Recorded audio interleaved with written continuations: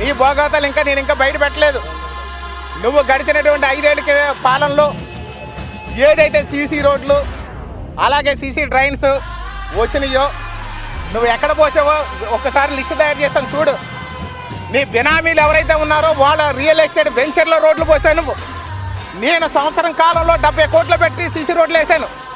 నువ్వు ఎక్కడ పోసావని అడుగుతున్నాను నేను. రియల్ ఎస్టేట్ వెంచర్లు వేసావు, నీకు సంబంధించిన బినామీ వాళ్ళు దాంట్లో త్వరలో అది కూడా బయటికి రాబోతుంది.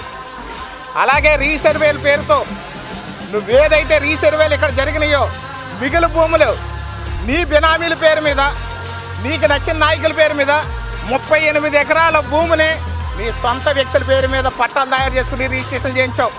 ఆ భోగతం కూడా బయటికి రాబోతుంది. బలరామకృష్ణ సైలెంట్గా ఉన్నాడంటే ప్లాన్ జరుగుతుందని అర్థం. అది గమనించాలి నువ్వు. నీ బతుకు త్వరలో బట్టబయలు కాబోతుంది. అలాగే నువ్వు చేసినటువంటి ఇంకా పెద్దవి ఉన్నాయి, చాలా విషయాలు బయటికి రాబోతున్నాయి. అంత ఈజీగా నిన్ను ఎవరు విడిచిపెట్టాం. ఎందుకంటే ఏదో ప్రశాంతంగా మొన్నదిన్న పాములాగా మాత్రం నువ్వు కూర్చున్నావని చెప్పేసి మేమేం కూర్చోము. నీ ప్లానింగ్లు నీకు ఇది ఉంటాయి. నీకులాగా వెన్నుపోట్లు పడితే తత్వం కాదు.